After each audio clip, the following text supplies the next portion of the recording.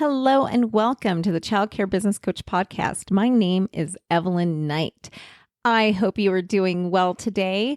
For those of you who haven't listened to my podcast before, let me tell you a little bit about me and my mission, and that'll actually play into what we're talking about today as a leader. I'm a child care center owner and a former director, which I'm stepping back in a lot to just kind of check the health of my center. So I'm working there a lot more than I usually do lately. I'm committing to being there about 20 hours a week again to really just get back into the trenches. And my mission is to touch 1 million children's lives. And I didn't know how I was going to do it. So I started a second company that's Child Care Business Professionals, which brings this podcast to you every day or every week, I should say. And it basically is to help childcare owners and directors find success in leading their teams, in their financials, in the business end of childcare, and in classroom management as well. We do everything. As an owner who once faced bankruptcy. I once really got close to losing my business, and I've learned how to completely turn it around. I used to be an owner who ran a really awful center, not going to lie, and now I run an excellent 5-star quality center that is financially extremely healthy. So I teach people how to do that, and I teach people who are aspiring to become owners as well as people who are in the trenches. So again, I do this because of my mission of hitting 1 million children. There's a lot, right? I do a lot between being an owner, having this podcast. I have a YouTube channel. I have just a lot of demands on me. And I try to do volunteer work as well because I'm really into advocacy. But a lot of times I feel like I'm just failing. And it's kind of crazy when I tell people that. They're like, "You? No way. You're like the most successful, efficient person I know." And I hear all the things, right? And I have a lot of people who look to me for mentorship. So it really gets me thinking about patterns of behavior. One thing I'm very good at is my intentionality. And my background being in psychology and really studying the human brain my entire adult life basically has helped me to understand that one of the things that really cause us to fail in life are patterns of behavior. So what happens is there's this little thing called self-fulfilling prophecies in the psychology world. And it's basically when you tell yourself, "Well, I can't do this. I just can't do it. I'm not a strong enough leader. I'm not a strong enough employee or a director, right? I just don't have the strength to do this, or I'm not smart enough, or I can't stand up to my staff," right? Well, these tapes play through your head and you basically start believing them. So what happens when you do this is your subconscious mind starts sending messages and has you basically subconsciously, you start taking action to make sure what you're so afraid of comes true. I was coaching a client last week and she was telling me how, through her childhood, she was always basically treated like she was the child who would never be successful, that she was told her sister was the one who was going to be great one day. And her sister is an athlete and she's won lots of competitions and even in adulthood has been able to make a living off athletics. And she was just basically told, "Yeah, you better get a good education because you're going to need it to succeed in this world," right? So there was very little confidence ever put on her. So in her mind, she always goes through that, right? Those tapes are playing in her mind that, "Well, I'm really just not really good at anything." I can't remember how she put it, but there was something that her parents would tell her about that, she was basically, to paraphrase, she was mediocre at a lot of things, but not great at anything, right? And so she says these things to me and she'll say, "Well, I'm just mediocre at this and I'm just mediocre at that." And as I'm speaking to her, I realize somebody planted these thoughts in your head. So I asked her, "When did these thoughts start? Who, when you were a child, put that in your brain?" And she thought about it. And then that's when she told me the story I just told you guys. And that was basically the time that it happened were these thoughts of her not being enough started in her mind. So working through that, it just seems to be a pattern. I have a really good friend as well who is convinced that her children are going to stop talking to her. So she's been really nasty and mean to them. And when I'm talking to her, I was like, why are you treating your children this way? I heard how she spoke to one of her children one day, who, by the way, they're grown. Her youngest is the same age as my youngest. So 18, they both graduated from high school together. And I was asking, like, why are you treating them this way? She's like, well, they're just going to leave me anyway. Like, yeah, they're going to leave you because you're pushing them away. So after speaking to these two ladies last week and realizing how they are actually setting themselves up for failure unknowingly, it really dawned on me that all of us have something in our lives where patterns of behavior that were put on us by usually other people or something that's happened in our lives actually cause us to create the situations that we're most afraid of. This mother is treating her children really badly to the point that they don't want to be around her. They don't want to deal with her.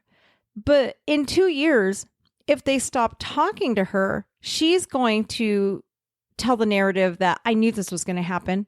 I knew that they were going to leave me. I always knew it. I always knew they were like that. I just knew this was going to happen, right?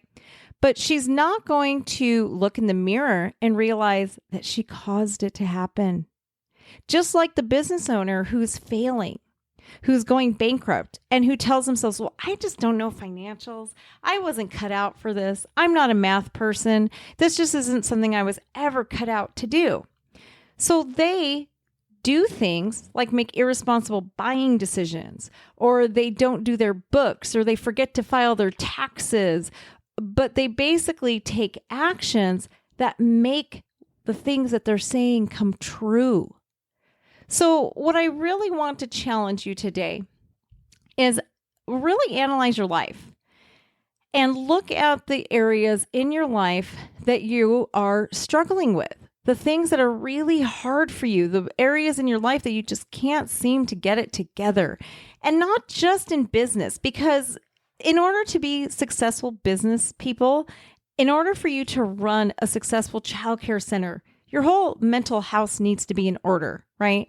You can't run a team if your mind is chaos. Okay. And I can tell you firsthand, you guys, I have adult ADHD. I have a neurological disease. I've got a bunch of things going on. And so my mind oftentimes feels like it's chaos. So I have to very often take intentional care of my brain and my thoughts. I have to be very intentional about where I'm going, write things down. I keep a calendar. I keep digital notebooks. I keep a lot in order to take control of these things, right? So I want you to look at those areas in your life that you may feel like you're just failing, that you are just a complete failure. And I want you to write down why. Why do you feel like you're a failure? And I want you to go back to your childhood. And it might be your teens or your early adult life, and ask yourself, like, who put these thoughts in my head? What happened? And it could be that something happened. You could have observed a classmate or a sibling doing something that you could not do, right? So I want you to ask yourself, where did this start? And if you just quiet your mind, pause right now for just a minute, memories are going to start coming to you. And you're going to be able to figure out where this started. Once you do, write it down on one half of a sheet of paper. On the other half, I want you to say why it's not true. So you're literally going to basically come up with an argument against the narrative you've been telling yourself all these years. So it's something I work on often. And I can tell you, for me, for personal experience, I used to believe I wasn't smart and that I just really was dumb. I actually thought I was special needs for the longest time because my brother actually has like a diagnosed genius IQ. Well, he's my older brother and I'm the child that came after the genius. What families often don't understand is, and we get it kind of because we work with children, right?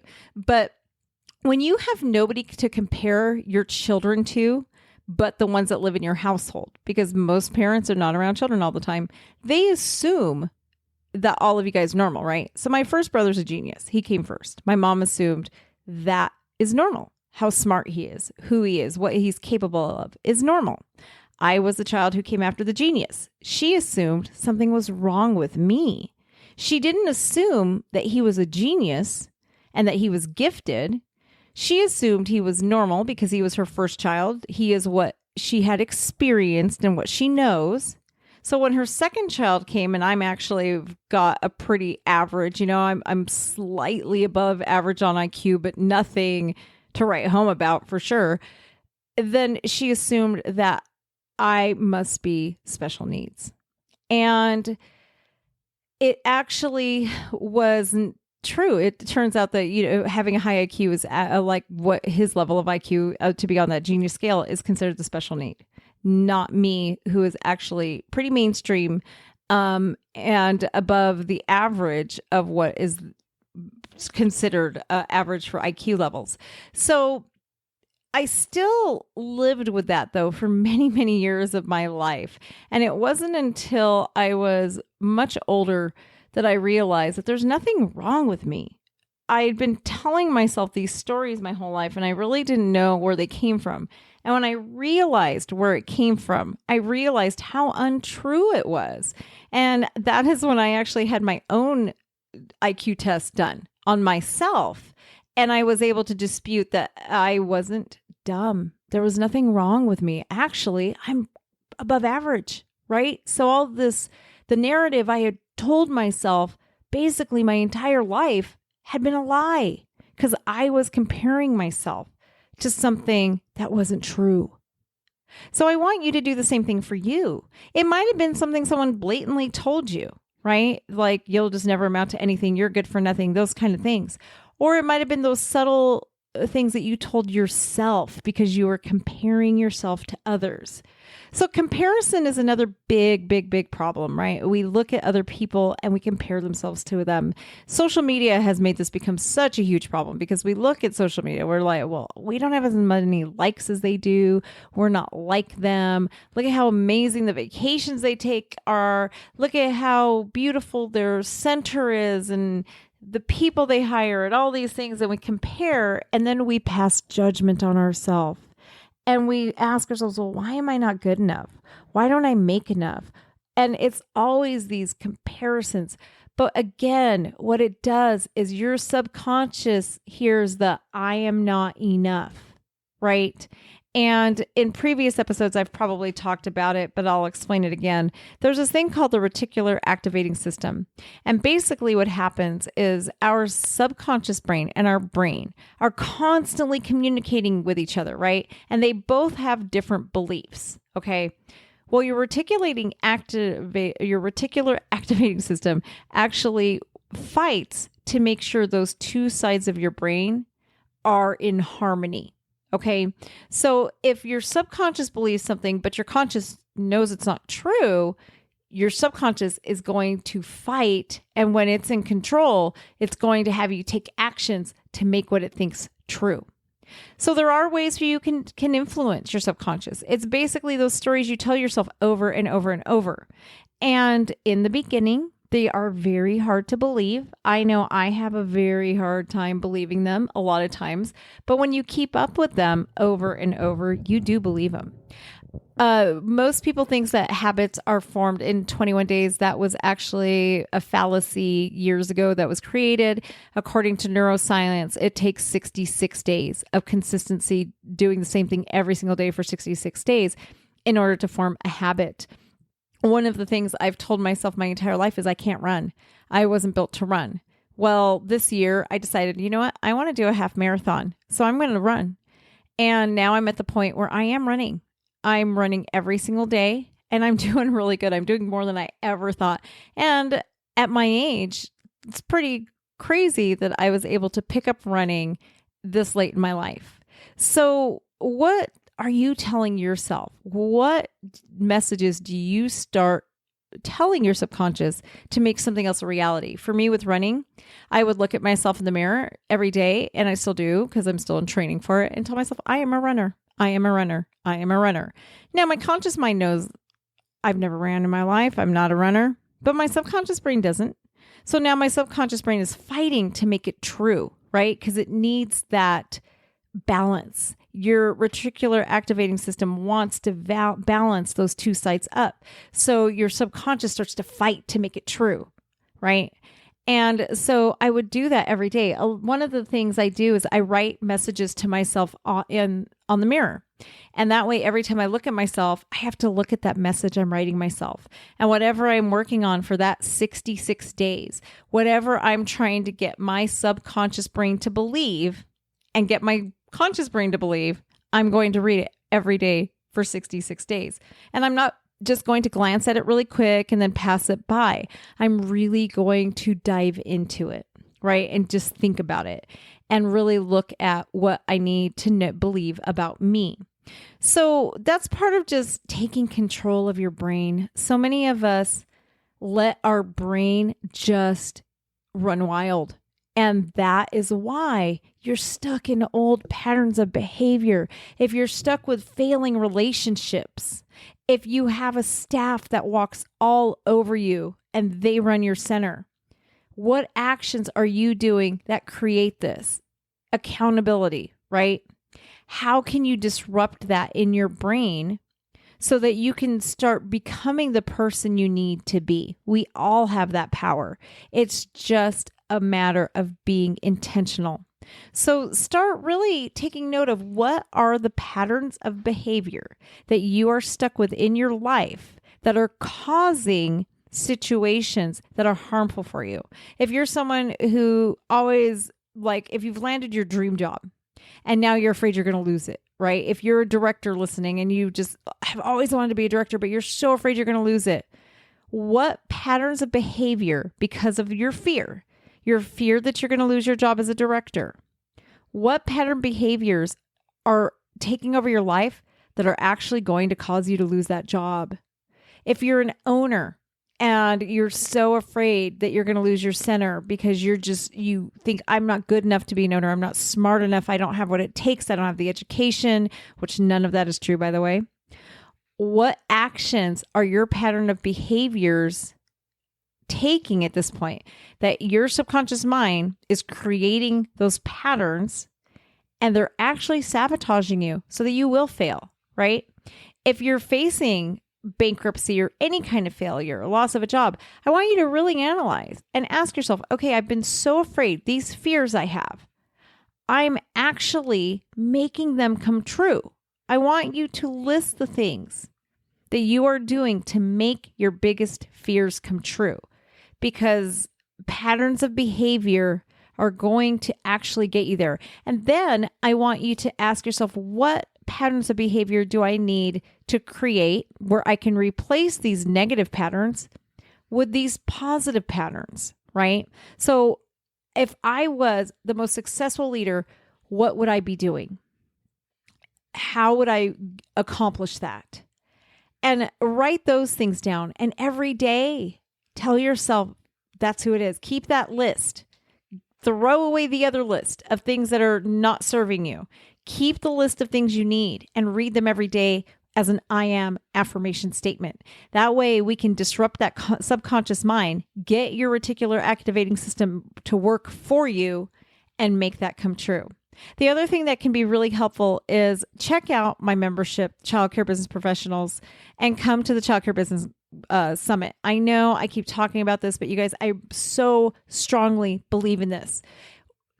Early childhood education is stuck in a victim mentality.